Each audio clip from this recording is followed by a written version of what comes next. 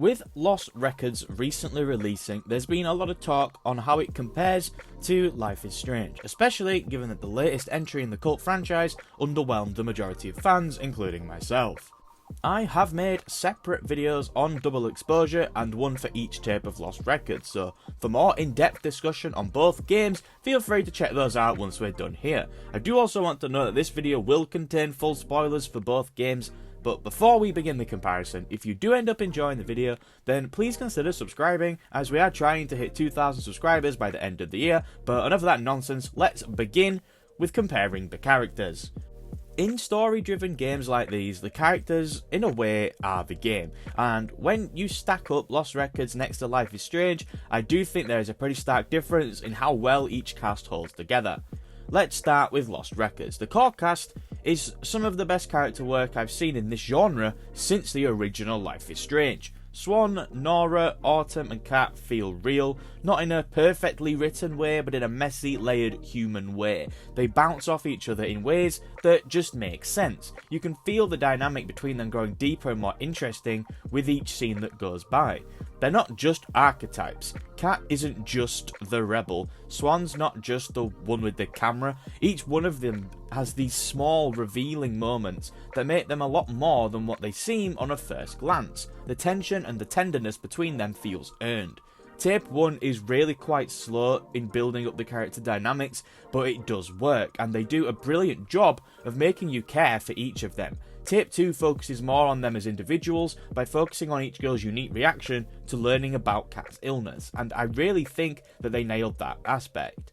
But then there's Corey. Look, I get what they were going for. Every story like this needs a source of conflict, some kind of pressure cooker. But Corey feels like he's wandered in from a completely different game in Tape 2 especially. I went into much more depth in my Tape 2 video about this, but they really ruined the potential they had with Corey. He was a dick in Tape 1. But given the reveal at the end of Tape 1 that Kat had cancer, there was an opportunity for more layers to be given to Corey, for his behaviour to be recontextualised. But instead, with Tape 2, they just made him a pantomime villain with no redeeming qualities. The guy tried to burn the girls alive. Like, there's no natural build-up to any of this, and it's strange that a writing team as experienced as Dontnod's would make such a blunder.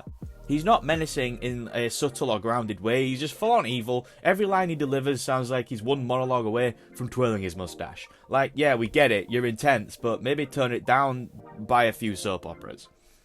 Now, let's shift over to Double Exposure, and first of all, credit where it's due. Max Caulfield, phenomenal. This is Max aged up, carrying the emotional weight of everything that's happened to her previously, still soft-spoken, still a bit awkward, but a little bit more introspective. She is the glue holding this entire game together. She was the main bright spot in Double Exposure, and Hannah Tell deserves a lot of credit for making something of some of the strange writing decisions that go on in this game. Honestly, if Max wasn't in this game, the story would have fallen apart by Chapter 3, and I feel like they knew that, and that's why they brought her back. She feels true to who she always was, and that really matters when you're making a sort of sequel to one of the most cult-adored games out there. But then, there's everyone else. Not everyone else. They can never make me hate you, Moses, you absolute king. Oh, damn.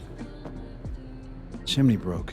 Moses aside, the supporting cast of Double Exposure is all over the place. One scene they're opening up like they've known Max for years, the next they're reacting like NPCs in a side quest. It's like their personalities are written by different people each scene, with different writers grabbing different vibes and just running with it. And yes, I know there are a couple of scenes where Safi is impersonating the characters, but even in the scenes where she isn't, there aren't actually that many scenes where Safi impersonates people. The characters still have no consistent personalities. Vin is a borderline sex offender. I felt extremely uncomfortable whenever he was on my screen. I felt like at any moment he was going to stick his tongue through my TV. The weirdo.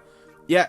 The game kind of just laughs off his really troubling behaviour, one of the worst written characters I have seen in a very, very long time in any form of media. These characters, though, they just don't click together. They're not a crew, there's no real chemistry, just a handful of isolated backstories jammed into the same game, with nobody getting enough attention to really feel fleshed out. Safi began as an interesting character, but she very quickly morphed into a stereotype, and there was no natural development of it, similarly to Corey. So here's the verdict. Lost Records nails its core group. They're raw, they're messy, they're honest, and when things get tense, you feel it because you care. Double Exposure gets Max right, but the rest of the cast feels half-baked, like they never fully made it past the character concept stage. If we're talking emotional investment, found family vibes, or just better dialogue, then Lost Records wins this round, no contest. Now we're going to move on to the story setup, the big hook. Because before the character arcs and emotional beats, what really pulls us in is that initial wait, what's going on here moment. Let's start with Lost Records, let's keep things consistent. The premise here is dripping with nostalgia and mystery. A group of friends reunite 20 years after a summer they've all tried to forget. They're brought back together by a mysterious package addressed to their old band, one they haven't thought about in a couple decades.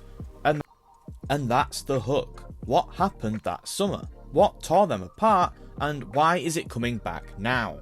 There's something really powerful in that idea of being forced to relive the moments you've buried and the trauma you never fully processed. It's a slow burn setup rooted in memory and regret, and it does work. It's intimate, it's heavy, it's emotional, and the game very quickly introduces you to the abyss.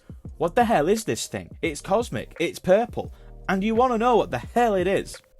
And then we have Life is Strange Double Exposure. Say what you will about the shortcomings of this game, and I will say plenty later on, but I do think the setup for this game is actually quite great. Max Caulfield, older, emotionally weathered, trying to keep her powers locked away, suddenly finds herself right back in the thick of it when her best friend Safi is murdered. But then, she ends up later on in a timeline where Safi is still alive. So now you're not just grieving, you're also investigating. So you're trying to solve the murder in one timeline and also prevent it in the other.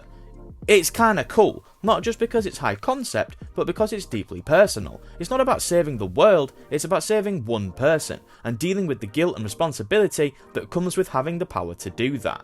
The dual timelines adds layers of tension. Information in one world might help you in the other, but nothing ever lines up quite perfectly. I have a lot of issues with the direction Double Exposure goes, and I rambled about it at length when it released, but its initial hook I thought worked very well. Now look, Lost Records still has a strong setup. The idea of confronting your past through the lens of adulthood is incredibly compelling, but Double Exposure I feel does beat it in this regard. It's got urgency, it's got the stakes, and it makes Max's powers feel a lot more terrifying and essential. So for story setup, I think it's a win for Double Exposure as it grabs you by the heart early, and we're tied at 1-1. Alright, now let's talk gameplay, because in story-heavy games, how you interact with the world matters. It's not just about what you're seeing, it's also about what you're doing.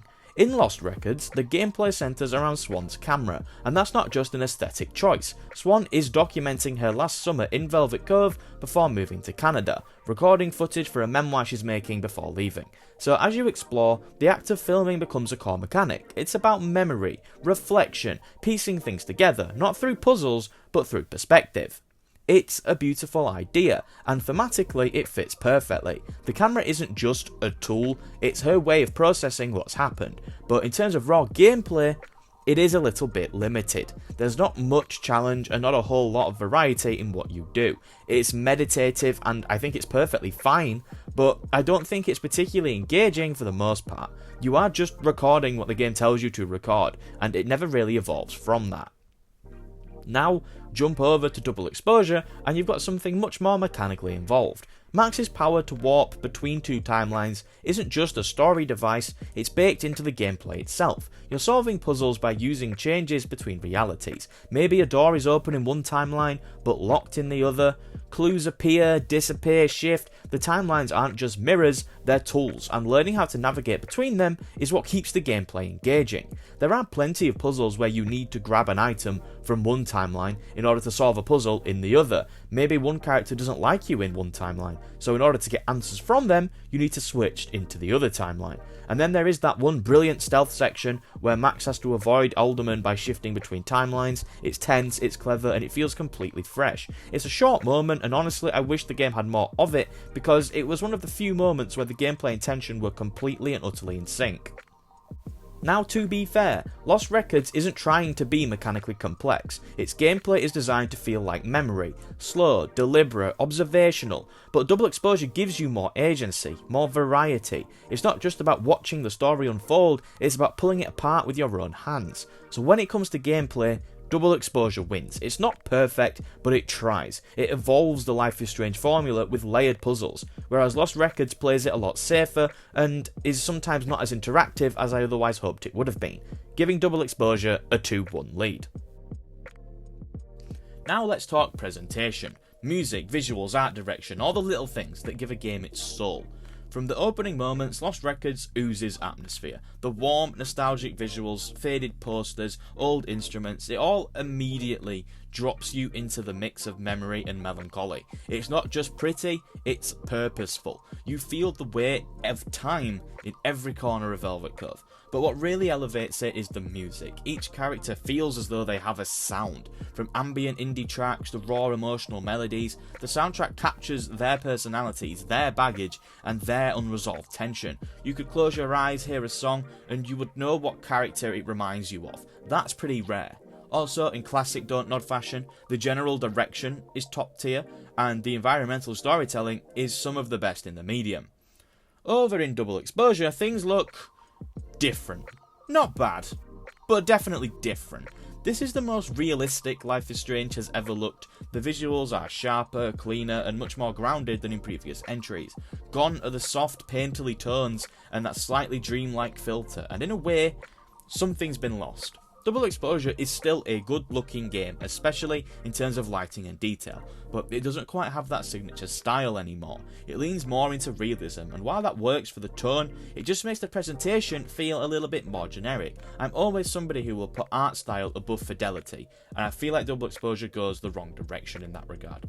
And then there is the soundtrack, which is fine. There are some tracks here and there that are quite nice. I really liked September, but compared to the emotional punch of past games or the character-driven soundscape of Lost Records, it just doesn't hit as hard. There's no standout musical moments, no goosebumps, just vibes.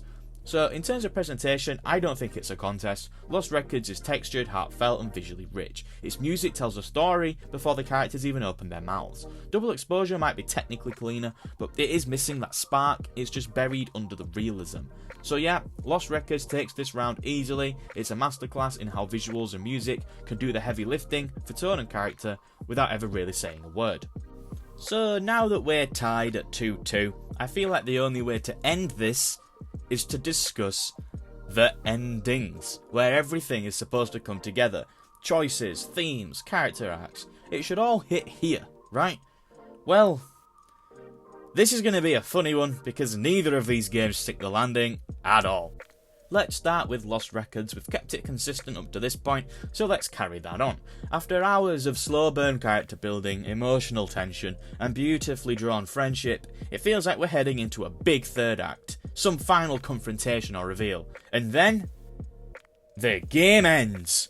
Corey goes into the abyss, then Kat just dissolves. It's absolutely crazy. It is really jarring. There is no sense of closure, no payoff for the trauma that's been building across both timelines. The present day scenes are a lot stronger, especially the final reflections between the group, where they play their song in the bar and Ghost Cat is watching, happy that they found each other again. That's a beautiful moment, but it's then undercut by some pretty forced sequel baiting. Swan jumps into the abyss to go find Kat, who reveals that she's not dead but is instead alive in the abyss. Like, they didn't finish the story. They just paused it and told you to come back later. It did not feel earned.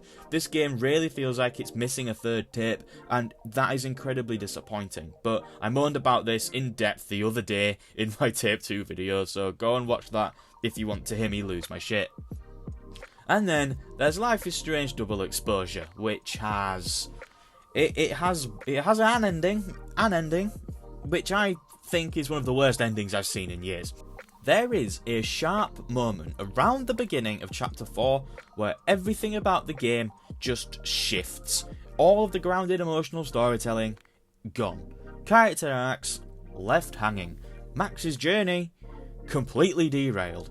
And then the game goes full Marvel. I'm not even kidding. Max is suddenly positioned as someone who needs to hunt down her best friend, who's now gone mad with power across timelines, and the game just gives us a Max will return, but I honestly doubt that, because the backlash to this has been massive. And with good reason, because it's ridiculous. It's like they took the emotional weight of the Life is Strange series and replaced it with a Max Cinematic Universe, the MCU. It's utter nonsense. It doesn't feel like an ending to a story, it feels like the setup to a sequel that nobody asked for. When we learned Max was coming back, this simply wasn't the story that we were hoping for. And worst of all, it betrays the entire emotional tone that the series spent 4 previous games moulding. It forgets who Max is. It forgets what this series is supposed to be. It's about how your powers are not to be used as a crutch, and how, you know, other stuff like that. And then all of a sudden, double exposure, everybody has powers, nobody cares about who knows about it. It's utter nonsense. So, yeah, neither game nails it. Lost Records stumbles right before the finish line, and while Double Exposure leaps off a cliff and hopes that the audience will applaud the fall, but at least Lost Records tries to stay true to its emotional core and doesn't completely switch up on its head. Even if it ends too early, the feeling is still there. So this final round goes to Lost Records, but only because it fails a little less spectacularly than Double Exposure does. If you are someone who is blessed with solid mathematical skills, then you will know that that gives Lost Records a 3-2 victory over Double Exposure. For the sake of comparison, the score is close, but I will be perfectly clear here and say that Lost Records is a much superior video game to Double Exposure, even if it didn't get anywhere close to sticking the landing. But look, that's all for now. If you enjoyed the video, then please consider leaving a like, as it really does help, and please make sure to subscribe, as we are trying to hit 2,000 subscribers by the end of the year. But enough of that nonsense, I upload at least 1 video a week. Have a nice day, and goodbye.